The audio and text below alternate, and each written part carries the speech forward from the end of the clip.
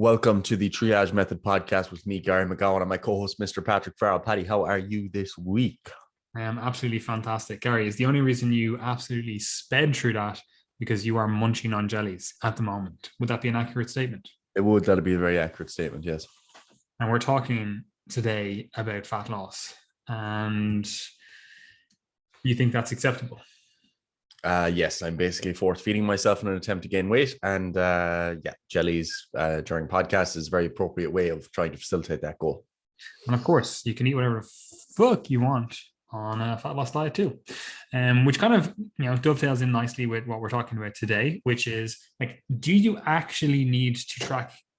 We'll call it the diet, but we're talking about like calories and macros specifically for fat loss, right? And what I mean by this is, like, if you go on any social media these days, right, and you're in a health and fitness circle, you go on Instagram, for example, you go to some random fitness influencer, they're probably their methods for fat loss. So they're like, oh, here, this is how I got shredded. This is how I encourage my clients to get fat loss, whatever, right? And the way most of them go about it is they will encourage you to track your calories and macros, right? That's the method. That's the be all and end all. Boom, here's the method. See you later, right? They might be like, here's your calories, here's your macros. Boom, right? And that is actually a perfectly viable approach. And don't get me wrong, I actually like that with a lot of people. I like it for its simplicity. I like it for the fact that it actually educates you quite a bit on nutrition in general, right? However, that's not the only way to go about this stuff, right? Like, you don't actually need to actively track the diet to get the results that you're looking for, whether that's weight gain, whether that's weight loss, fat loss, whatever it is, right? Like, you don't actively need to track the diet, right? And again, you go back to the previous podcasts in the series, like, as we've discussed, it all comes back to calorie balance, right? So if you want to lose weight, you need to be eating in a calorie deficit, which means that you need to be consuming less food than you put out, right? Or you need to be putting out more energy, exercising, neat maybe, than you consume, right? There needs to be some sort of mismatch between energy in and energy out, right? That's a requirement if we want to change our body composition and positively in either direction, right? So that's the fundamentals of it. However, nowhere in that statement, that calories in, calories out equation, does it state that you actually need to track your food, right? Nowhere does it say that you need to have an app that calculates your fat, your protein, your carbs, whatever, right? Now, I'm pretty sure that both of us would argue that that's a really beneficial strategy, at least some stage in your life, to have tracked calories, macros, so that you understand. Like, you look at a chicken breast and you're like, yeah, I know roughly how much protein is in that. I know how much fat is in that. Like, you're able to differentiate different foods and how much or how many calories are in them overall, but also the macronutrient breakdown of those foods as well, right? So I think it is a very valuable protocol, strategy, tool, whatever, right? But that does not mean it's the only tool, right? Does not mean it's the only way to get results. Now, in like our coaches corner, like, we kind of break it down into three different overall methods in terms of how you can get results with clients, because obviously coaches corner, for all of those that are unaware, we coach coaches in there to get better results with their clients, right? But the way we break it down in there is we break it down into three tiers, right? And those tiers are we'll call it habit-based change, and then there's portion control, and then there's like calorie and macro tracking, right? And within there, like, obviously there are multiple shades within that. There's multiple different tools within that. There's different protocols that fall under each of those. There's also other things that don't actually fall under those different tiers. We don't really cover those because we would see them as potentially less effective or not as relevant for the populations we're likely to engage with, right? So as an individual, if you're looking for fat loss, you can do a number of things before ever needing to track calories and macros, right? There's the way I kind of break it down is into that tier system, and we'll walk you through that just really basically, and then we'll kind of go through a few different protocols that would fall under that just to make it a little bit more clear. So if we were to go to habit-based change, right, you could elicit fat loss by just changing your habits. No actual understanding of nutrition in general, apart from, okay, calories are what need to be manipulated, right? You could engage in eating a little bit less food, maybe swapping out some foods that are higher calorie, like Gary was just eating some jellies there. You might swap out some of, those hyper, dense calorie foods. You might swap them out for less calorie dense foods. You're swap, like say Gary, for example, there, he's eating those jellies. He might have swapped that out for like an apple or something, that might have actually lowered his calorie load, still got a little bit of sweetness or maybe sourness or whatever he was looking for from the diet. And boom, calories are down a little bit. He might swap out, he was drinking milk, he might swap out skimmed milk, right?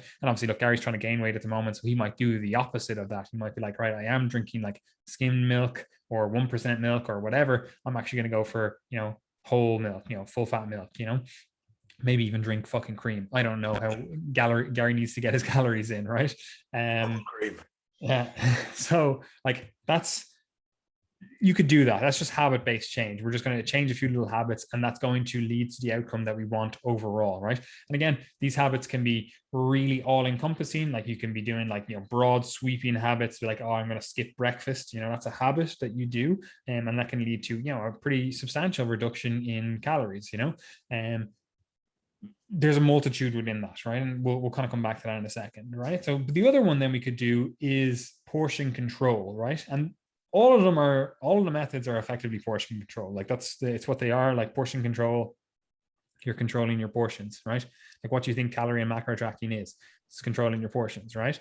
But what I'm talking about here in terms of portion control is setting some, we'll call them food rules around how you're going to organize your plate, right? And again, we have different rules. There's different, like if you look at like, the My Plate from the American, what the fuck is that called? The nutrition, people who make nutrition advice in America. The NIH, CDC. Whatever. Anyway, right? They have a My Plate, right? And they use that to be like, right, this is how your plate should look if you're trying to control your portion sizes, you're trying to lose weight, you're trying to manage your weight overall, right?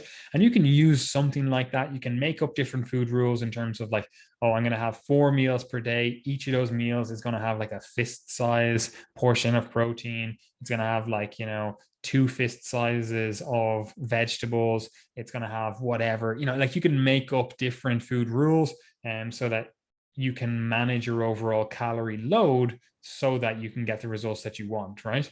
And that can be effective overall. And for a lot of people, that's actually where I like to get them to, right? Now, you can do that as a starting point. You can get them to that starting point and be like, boom, we're actually at that starting point, and this is the method we're going to use for the rest of your life. But oftentimes, especially with the populations that we deal with, we'll introduce some calorie and macro tracking at first, which is the next thing, the tier 3. And we use some calorie and macro tracking, really develop an understanding of nutrition, really develop an understanding of the different constituents within the food. And then from that, we'll develop a practice where you don't need to keep tracking for the rest of your life. You move back effectively. You might have even skipped it initially, but you move back to portion control, right? Like if you're eating, relatively similar portion sizes every single day, relatively similar foods, like there's no need to actively track that, right? If we've built an awareness around hunger, around, listening to your body overall, like a lot of times people fall into the trap of just eating more food when they don't necessarily need to. Like I was only discussing this with a client the other day where like she was saying that she will just hit the number, like she'll literally be like, 2000 calories, we'll say, and she'd be at 1800 calories by the end of the day. And she's kind of like, yeah, I'm not really hungry. I'm not like, it's all good. But just because it says 2000 calories, she'll be like, I have to hit 2000 calories, right? Which is beneficial in a way, especially if you're looking in a weight gain context. You're like, sometimes you're not going to be hungry and you're still going to need to get the calories in. Like Gary, I presume you're not really all that hungry at the moment, but you're still like, need to get that food in. So we don't always want to listen to the body. Sometimes we need to kind of put those signals to the side and, consume a certain amount of calories. But for a lot of people, for fat loss, we do want to build a better awareness of hunger signals, satiety signals, that kind of stuff, right? So we've effectively used that calorie tracking, that calorie and macro tracking, to circle back to get to a portion control method, right? Now, I've just given you a framework there, right? Now, only a portion of that, or only a segment of that, actively looked into like calorie and macro tracking, right? Now, calorie and macro tracking is fantastic as a tool. It teaches you a lot, or at least it can teach you a lot, because I know a good few people use calorie and macro tracking and they actually have no clue about the diet. It's like they're just like, oh, like I really don't know what foods are high in protein, fats, carbs. This is often the case, especially if you have a lot of calories to play with. It's kind of like you can just hit the targets fairly easily, right? So like you can use it as a tool to educate, and also you can just use it as a tool to blindly hit these numbers. It's like you see people all the time doing this, where they're just like, it doesn't matter food quality, it doesn't matter food timing. They're just like, as long as I hit these numbers, I'm good to go. And from a fat loss perspective, that's doable, that's effective. It's not optimal, it's by any means for health or performance or even like muscle gain or muscle retention, but it can be done, right? But overall, that's the kind of framework, right? Now, do you have anything to say on that, Gary, initially? Because I know like that's like we could end the podcast here and be like, yeah, look, you don't need to track calories. There's other methods available to you. You can use some sort of portion control method. You can just, modify your habits and still get into a calorie deficit. So nowhere in there do you need to, track calories and macros to actually get results in terms of some fat loss. Now, if you're looking to get absolutely shredded, you're either going to need to track your calories and macros, or you're going to need to eat on a meal plan, because there's no other way to manage things, right? But we'll come to that in a second, right? But do you have any thoughts on that initially, Gary, in terms of, do we need to track calories and macros? Yeah, I mean, I think that it's a worthwhile thing to consider within the context of the overall energy balance, because that's what we've discussed already. And if you think about, for example, drugs and surgery as something that you might think of as an outlier, you might say, oh, where does that fit in? That's not tier 1, tier 2, tier 3, or whatever. Isn't that something different? But what you're actually doing there is, like with a lot of drugs that tend to be successful for weight loss, at least a lot of the modern ones for obesity, it tends to be the case that they actually just support appetite regulation a bit better than normal physiology. So you're basically how would you say, you're getting the person back to a point where they're able to listen to their hunger cues, develop that awareness, and be able to eat in a non-tracking way, effectively ad libitum, while being able to regulate their body weight a bit better. So it still fits within that framework that the drugs are just helping someone to move along the spectrum of reducing their calories without it having to be having to take up as much willpower, I guess you could say. Surgery is the same.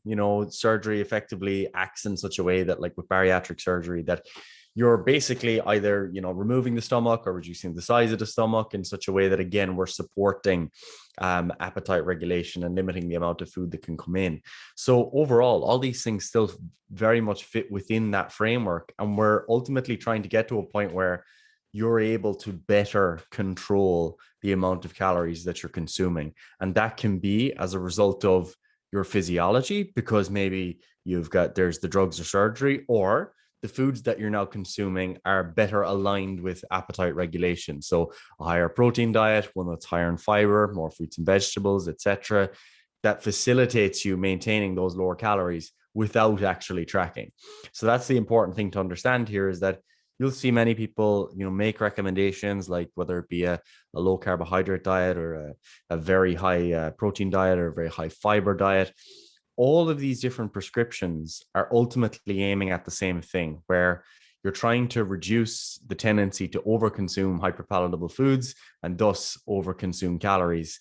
And they all come to that same end of reducing your overall caloric intake. So whether you track or not is not really the important thing. It's achieving that goal of being in a deficit, and how you go about achieving that is flexible within individuals, and over time as well. And it is such an important thing to understand, because I know a lot of people get fixated on a certain method because either that's what they were initially shown or that's what has been effective previously. But in reality, it's just a case of finding a method that works for you, right? Finding a method that allows you to, in this case, be in a calorie deficit, and then actually stick to that calorie deficit for a sustained amount of time, and then set you up for longer term maintenance, because you're not always going to be in a calorie deficit. Eventually you're going to want to get to maintenance calorie levels. That's, it's in the name, right? So what I want to do is just cover a few different protocols, I would say, maybe systems, I don't know, right? But the first one is calorie tracking, right? Has a huge amount of pros and cons, as we've discussed. Great for teaching you about food, great for being really anal with the diet, being if you wanted to get absolutely shredded, calorie tracking is probably, calorie and macro tracking is probably one of the best ways forward, right? Especially given that the only other option, if you're looking to get absolutely shredded, is to eat off a meal plan, because you need to control intake very precisely, right? Now, for the average person, look, it's just not necessary. You don't need to track calories to get the results that you want, right? However, again, as we've discussed, it is something that we like people to do at least once in their lifetime, so that they build up that understanding, right?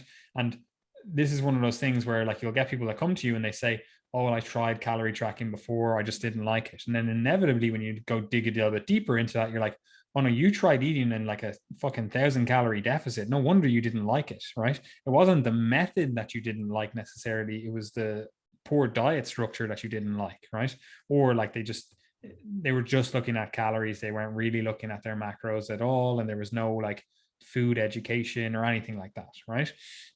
So that is something that we need to be aware of, that if you do have someone come to you, or you feel like you in general are I don't really like calorie tracking, calorie macro tracking, that it might just be the case that you've had actually poor diet setup, right? Now, of course, there are individuals that just don't like having to track their food, having to get out an app and figure out how much of this or whatever. And this is generally people who like to be way more, we'll call it, spontaneous with the diet, right? They want to be right, I want to wake up in the morning and then decide what I'm going to have for breakfast. I'm going to go about my lunch work, and I'm not going to have a lunch with me. I'll just be I'll get something in the shop or canteen or whatever, right? Same with the diet. They're all right, well, I'll have a few different options. Maybe I might get a takeaway. Maybe I might cook food. They have a few different options at home, but there's no actual forethought. There's no actual planning going into that. And they're generally, the more spontaneous and more, we'll call it, chaotic someone is with that kind of stuff, the more averse they are to calorie and macro tracking, right? And well, that's not necessarily true, because a lot of people use that calorie and macro tracking to allow them to have that chaotic lifestyle with food, because they're right, well, I can actually eat whatever I want throughout the day as long as I hit these targets at the end of it, right?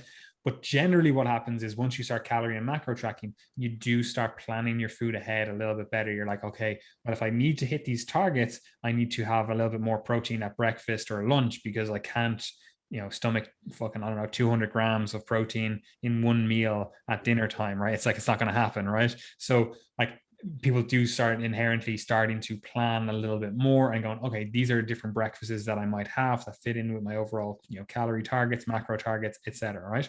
So generally, calorie and macro tracking works really well for people that are a little bit more anal with this stuff. They like to dial in, to the very precise with this stuff, and also people that are trying to get very lean, right? So it is a good tool. It can work for some people. It cannot work for some people. It's not the be all and end all, but it is a fantastic tool. Do you have anything to say on calorie and macro tracking, Gary? No, I think you covered that well. Fantastic, right? The next thing then is portion control, right? So this is obviously another method. And as we said earlier on, this is also an effective method. This is actually our preferred method to get to, right? So Gary, talk us through portion control. What potentially would that look like from someone coming to it from the first time, right? They're just oh, I don't know what to do with my diet. What should I do? go through a portion control diet, and then also talk to us through like what we kind of, I always call it nutrition nirvana, where I'm like, you kind of know what to eat, you're just monitoring portions, you've already done a stint of tracking, you already know how to eat in a surplus, you know how to eat in a deficit, you know how to maintain, you know how you should feel, you know how to listen to your signals, etc., etc. Like, what does portion control look like for them?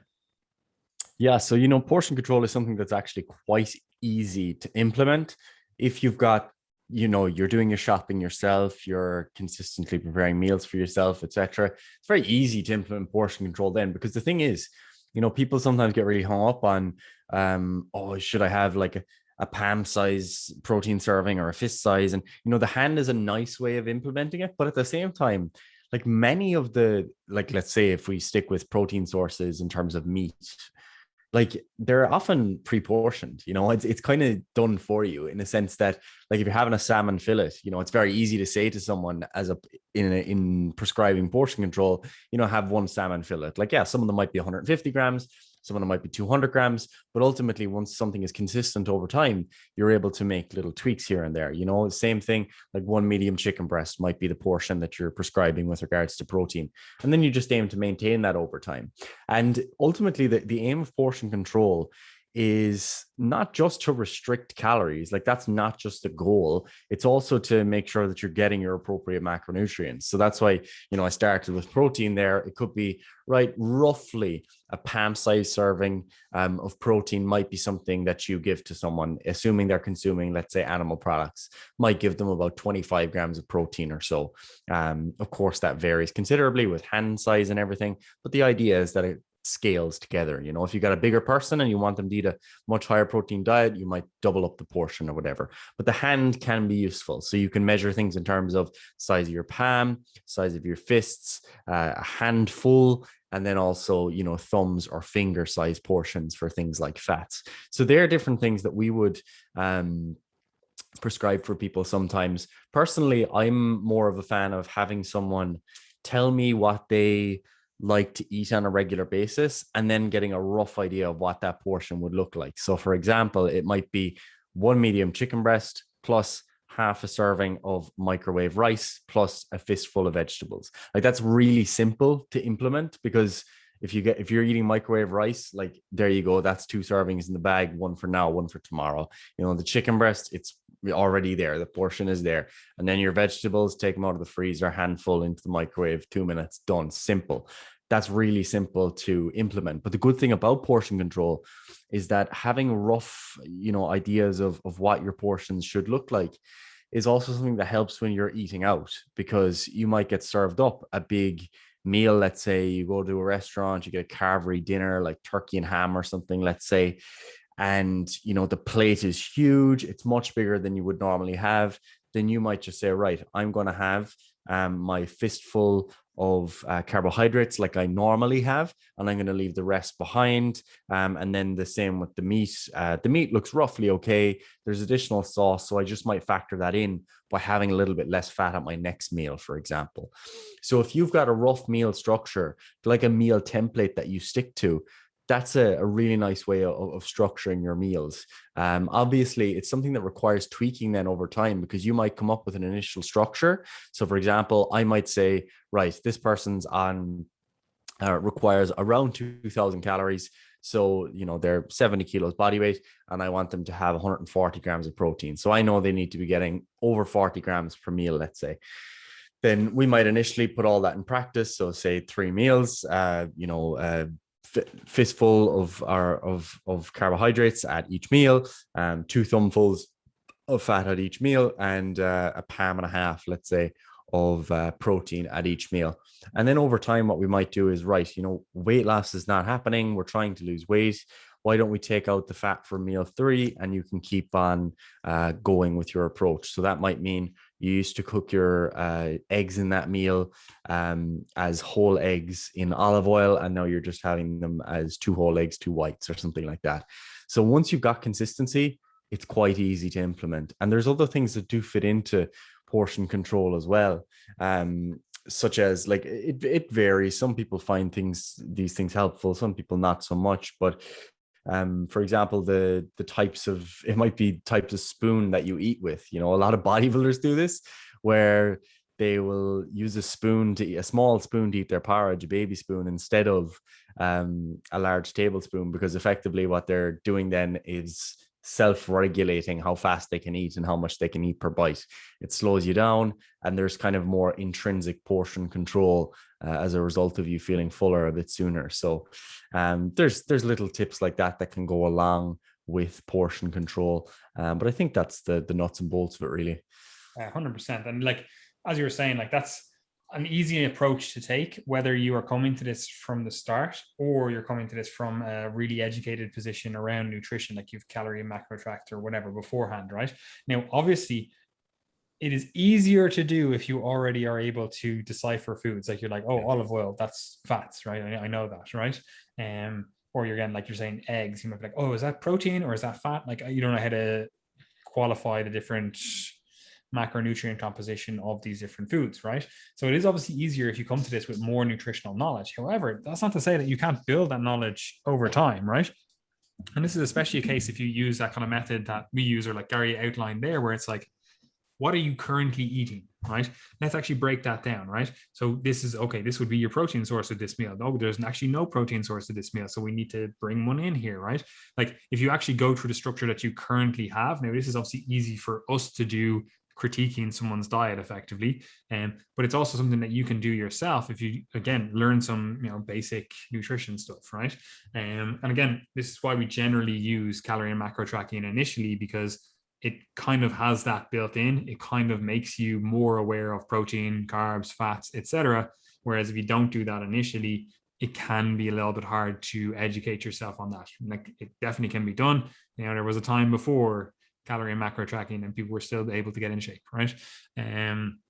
So that's portion control, very handy, very useful. It's where we are, we arguably get most people to go to, right?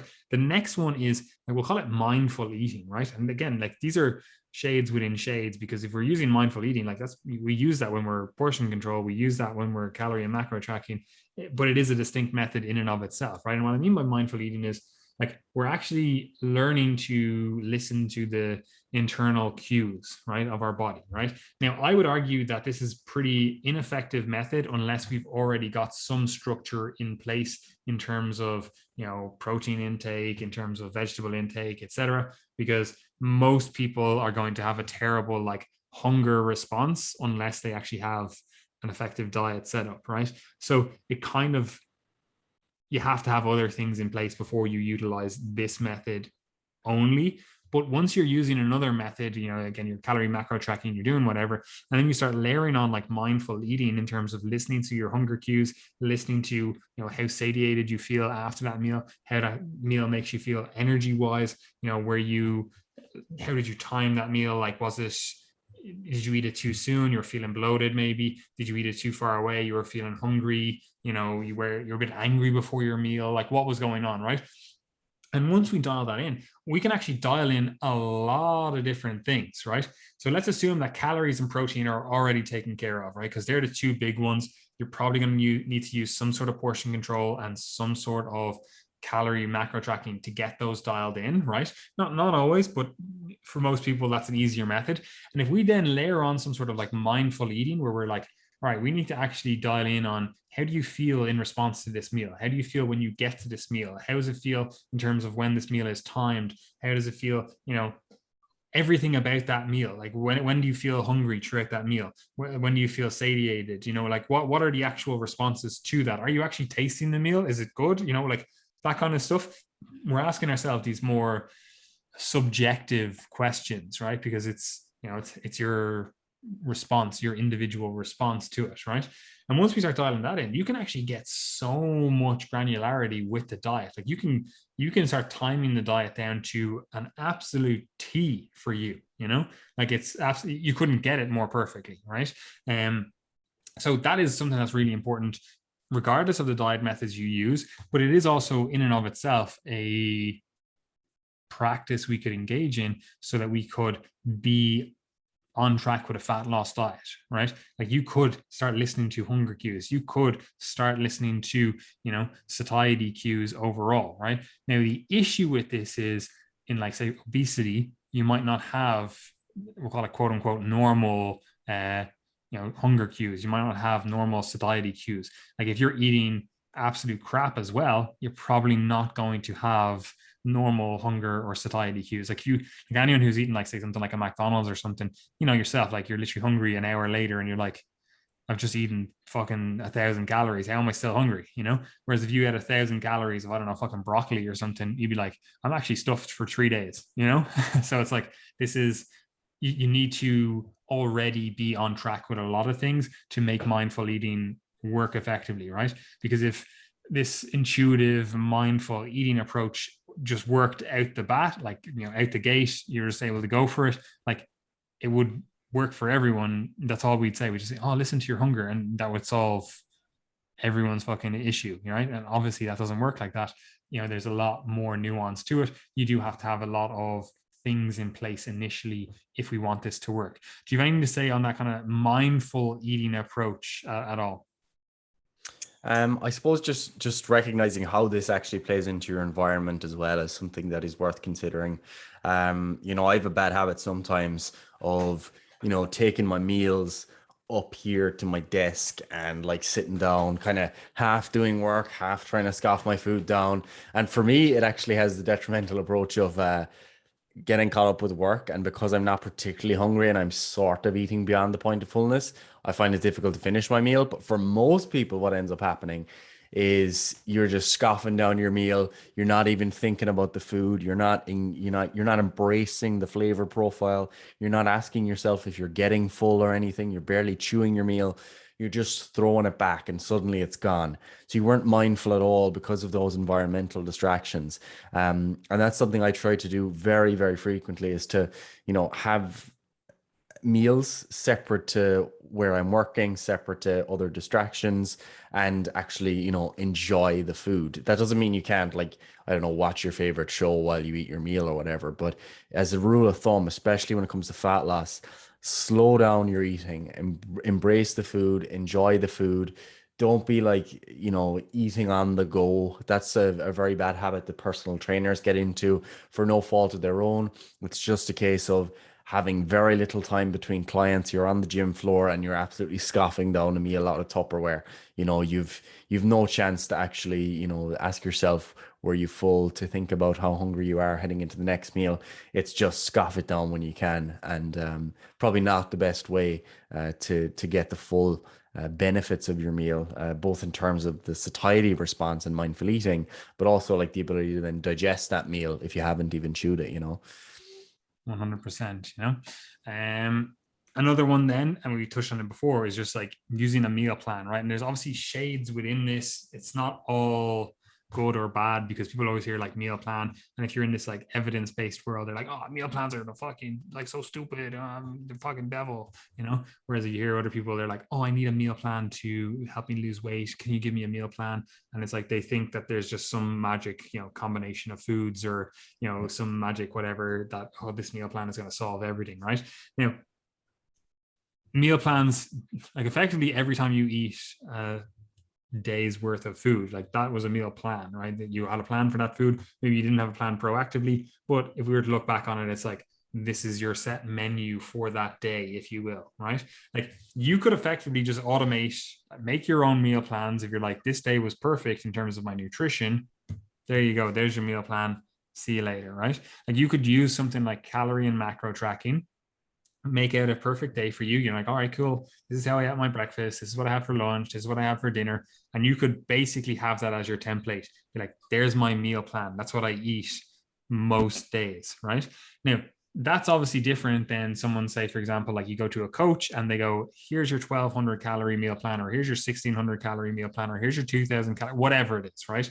Like if you get that meal plan just out the gate and you have no understanding of nutrition overall, like eating a meal plan doesn't teach you a lot. All it teaches you is to, it's basically paint by numbers. It's like you wouldn't become a fantastic artist, like painter, by just, paint by numbers. For sure, it can help, it can help you on your journey, but it's not going to be the thing that, makes you, world famous, right? So it is something to be aware of, that a meal plan is basically outsourcing a lot of stuff, but it's not actually educating you, right? So it might produce results, but what happens as soon as you go off that meal plan, right? Or what happens if your life, situation changes, your exercise habits go up or down or whatever? You don't know how to modify that. You just know how to stick to the meal plan. But like when you were getting results on that meal plan, you actually had a daily commute. You used to cycle to work or walk to work or whatever. And now you get the bus, right? And so your, non-exercise activity thermogenesis has changed now. And all of a sudden you're like, oh, I used to stick to this meal plan and it was working and now it's not. Because you have no education on calorie balance. You don't know these different inputs because you've just been following a meal plan, right? So there's clear negatives to this, but at the same time, like, it can be done effectively. Like I've, effectively helped clients with meal plans. I always usually get them to make it themselves and be like, right, how do you think this is going to work for you? Right. Okay. I think it could be better here, blah, blah, blah. We kind of tweak it together. Right. But that's different than just going, here's a meal plan, stick to that, or see you later. Right. Like we have to have an actual approach that's going to work for the individual long term, and then also take into account their individual food preferences, etc. Right? Because this is also a huge thing where, like, I couldn't believe, like, you wouldn't believe, listening to this, you wouldn't believe the amount of meal plans that I've seen that people go, oh, this is what my old coach gave me or whatever, and you're like, but you just told me you're allergic to peanuts. And they're like, why are they telling you to fucking have peanut butter with your oats here? And they're like, yeah, I don't, they just said to do that. I'm like, like, this makes no sense. Like different things like that, where it's like, this is clearly just a copy and paste meal plan. It's like, it's not tailored, it's not individualized, whatever, right? So again, there's shades within this. A meal plan can be effective, it can be ineffective. It really just depends on, first of all, how you come to that, and then what you actually get from that and what you're actually looking for, right? Because when we like interview clients, like potential clients, I should say, like I'm looking for this kind of stuff. I'm like, what are you actually looking to get from this service? Like, because we obviously do coaching, right? So I'm like, what are you trying to get from this service? And if you have someone that comes to you and they're like, I basically want to outsource everything, I want someone to tell me exactly what to eat, I'm like, that's not really what we're offering. Like, we want to offer an education where it's like, how to eat for the rest of your life. I don't want to have someone come to us again in 10 years time and be like, I need help again, right? Because they're like, I don't know how to eat. Like, that's, in my mind, I'm like, we failed you, right? And we want to build something that's going to last a lifetime, and the only way to do that is actually educate you. And unfortunately, meal plans don't really educate you in terms of what you need to eat long term. It's like, here you go, here's a snapshot, eat this forever. It's not going to work. One of the huge downfalls of meal plans is the fact that you can never actually socialize while eating a meal plan, right? Because this is why, like, bodybuilders that follow meal plans, they all eat out of like Tupperware, right? They're all like eating out of like lunch boxes and stuff, right? Because they have to follow their meal plan. Oh, you're at your wedding? Doesn't matter. Meal plan. Oh, you're at a christening? Doesn't matter. Meal plan. Oh, you're at your fucking granny's funeral? Doesn't matter. Meal plan. It's like, there's no, how do I actually navigate the real world? You're on a date? Doesn't matter. Meal plan. It's like, oh, you want to socialize? Doesn't matter. Meal plan, right? Like, it's like, that's not the real world. You don't actually learn a skill. You don't know how to integrate your actual real life into your nutrition and vice versa, right? So I'm not really a fan of meal plans. They can be effective for some people, but for most, it's something I kind of steer most people away from. Do you have any thoughts on meal plans, young garage? No, I'd agree with all of that. Fantastic. The next thing then is, and this is again a little bit of a continuation of, like, we'll call it the portion control stuff. It's like creating food rules, right? And what I mean by this, like, obviously there's certain ways you can go about this that are negative or potentially harmful, such as, oh, our food rule is we're not eating carbohydrates, or we're not eating fats, or whatever, right? That can potentially be a negative, right? But you can also create food rules overall. Like, intermittent fasting would basically be like a food rule. I'm like, my eating window is between here and here, or I'm doing like alternate day fasting. It's, again, a food rule, right? Stuff like that. I'm not eating after like 6 p.m. It's a food rule, right? Or 7 p.m. or whatever makes sense, right? Like, they're just rules that you've created. They're somewhat arbitrary, but they solve a problem for you, right? In terms of the diet, right? So let's say you're pretty good with the calories, you're pretty good with overall everything, but in the evening, that's your downfall.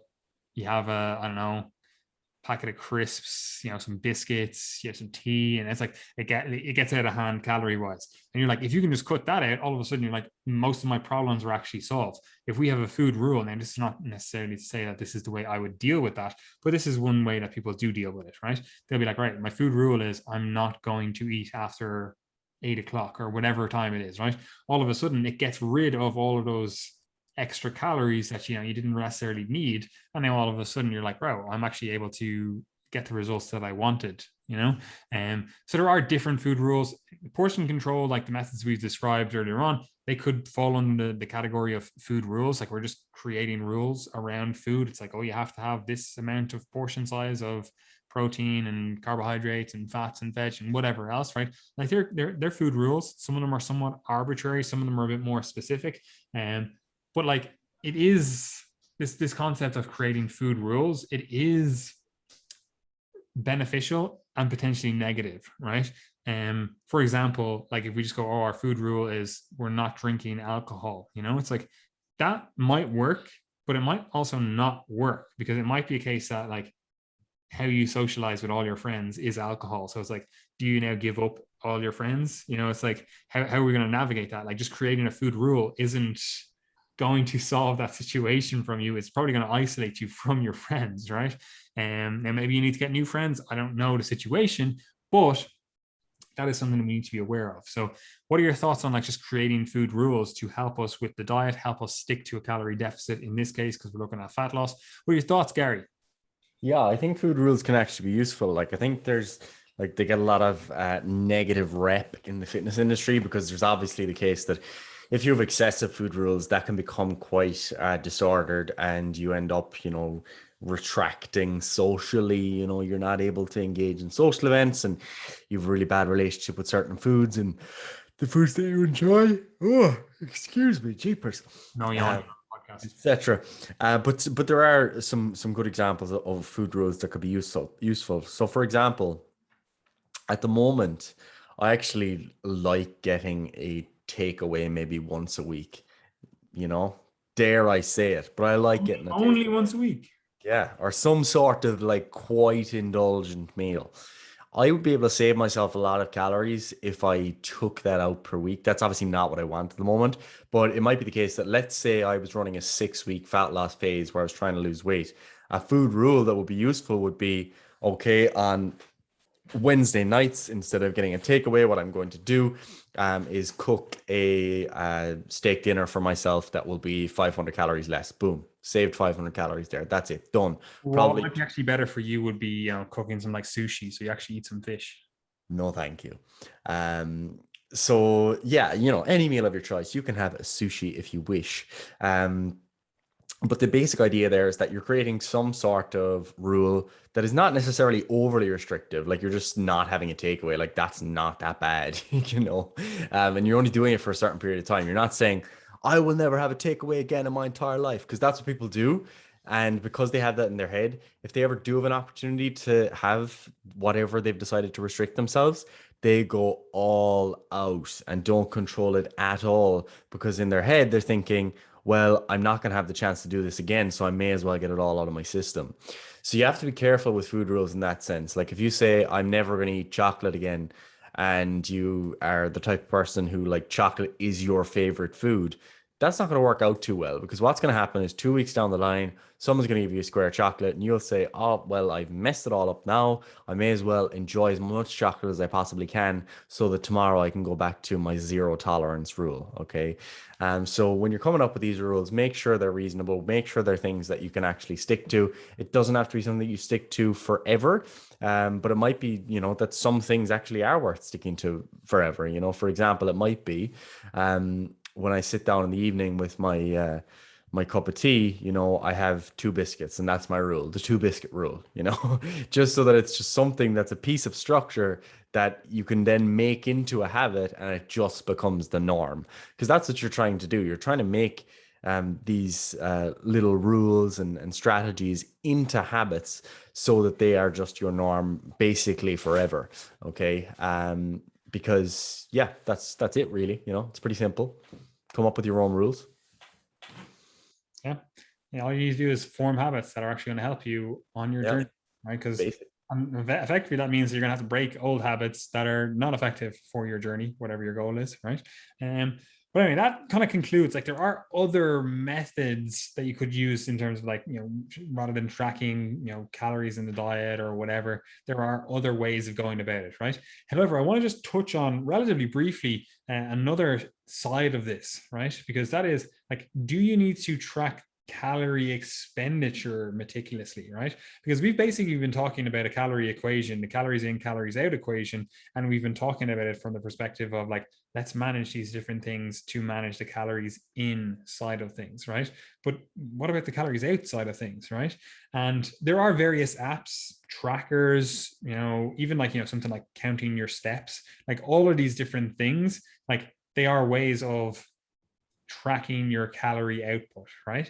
Now, none of them are all that accurate. Like, they can be quite accurate. Like, we've been kind of trialing the Whoop. I've found that to be remarkably accurate in terms of, like, how much my calorie expenditure is at, in terms of, like, if I eat the calories that it says my weekly average is at, I'm like, my weight maintains, so some of them are pretty bang on, right?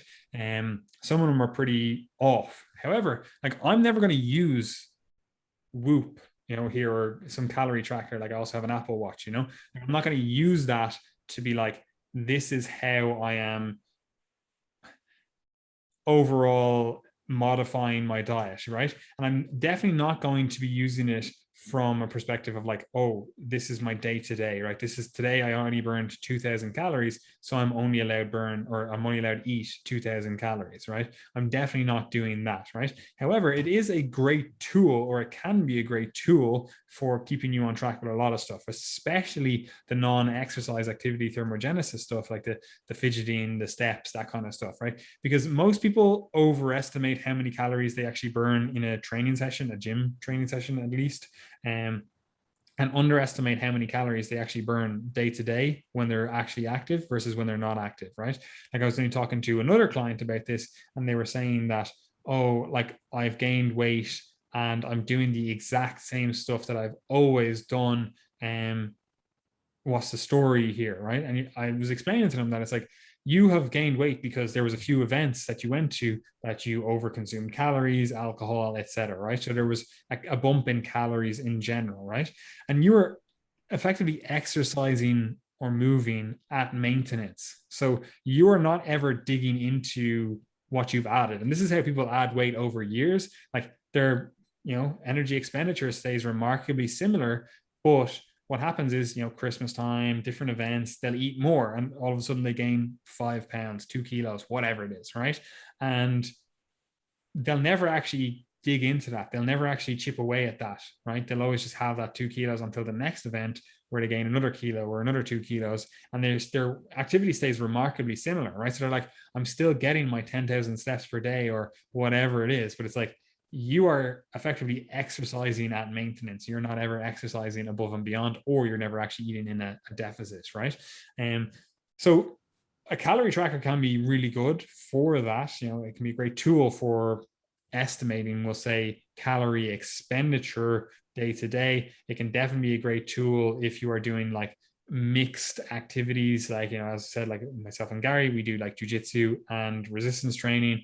Gary also does some jogging occasionally, I believe. So for that, it's like, it can be very hard to understand your caloric demands without a lot of trial and error. So it can be a fantastic tool. However, I'm not doing something like integrating MyFitnessPal and my Apple Watch or something like that, because people do this all the time, where they're like, they get their exercise burn and it'll modify their calories on MyFitnessPal, and that's just not a beneficial strategy overall. I just wouldn't do it. Do not integrate the two of them. It actually makes everything so much more complicated. I would not be modifying my day-to-day intake based on my day-to-day expenditure. We want to look at averages, right? The only time I would say I would caveat that with, okay, you can change it on a day to day, is if your activity on that day is actually just wildly above and beyond what it normally is. Like, normally you get 7,000 steps, and one day, I don't know, you're in London, right? And you're like, right, I'm actually just going to walk around. I want to visit, different places, and you're not using the tube, for example. And then all of a sudden you're at like 30, 40, 50,000 steps. Like you easily could get that in a big city, you know, walking around versus getting like public transport, right? So if you're going from 7,000 steps to 50,000 steps, I'm like, there's obviously going to be a difference in your calorie expenditure, right? But I wouldn't be modifying it on the day to day in general. Like it's just, it makes things far more complicated. Would you agree with that, Gary? I'd agree with all of that. Fantastic. Well, I have nothing else to say really. Yeah, calorie tracking for the diet, it's not necessary. There are other methods. Calorie tracking for expenditure, it can definitely be helpful for understanding your overall expenditure on a given day, on a given week. But realistically, we need to look at this stuff in terms of averages. So I wouldn't be using that calorie data to modify day-to-day stuff. I would be using it, looking at it on a week, a 2 week, maybe even a month basis, and being like, okay, this is where calorie expenditure roughly is at, and this is how I need to modify my eating and potentially even training as well accordingly. And this can be quite beneficial if you are someone that tends to overeat or undereat, or someone who is we'll call them an over exerciser. You're like, you just completely underestimate how much exercise you're actually doing. Having like a workout tracker, like again, like Whoop, I quite like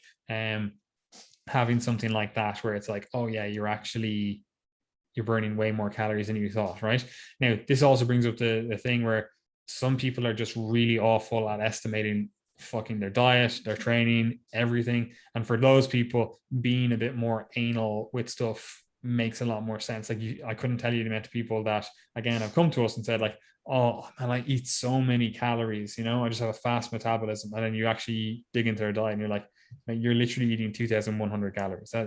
That's not so many calories. The reason you think that is so many calories is because you have like 2 Weetabix for breakfast, and then you have a fucking packet of crisps for lunch. And then at dinner time, when you're like, oh fuck, I actually need to eat like protein, I have to eat some food or whatever, you're struggling to get your food in then, because you're just like, right, well, I actually, I'm not able to get all the food that I want to get in. Now I'm stuffed. I'm not hungry, right? Whereas if you space that stuff out across the day, all of a sudden you're like, oh, getting calories in is so much fucking easier, or very often this happens a lot of times in younger, teen males. They're like, all right, I sleep in until fucking 2 o'clock, and they are like, oh, it's so hard to get my calories in. It's like, yeah, because you literally slept in for the vast majority of the day. It's like, of course it's going to be hard, but anyway, look, I don't have anything else to say, Gary. Effectively, we just need to come up with methods or tools or whatever that modify our habits so that we can create or find repeatable habits that allow you to effectively stay the course and put things on autopilot, so you don't have to constantly be like, oh, do I need to track this or whatever, it's like, just find habits that allow you to put things on autopilot.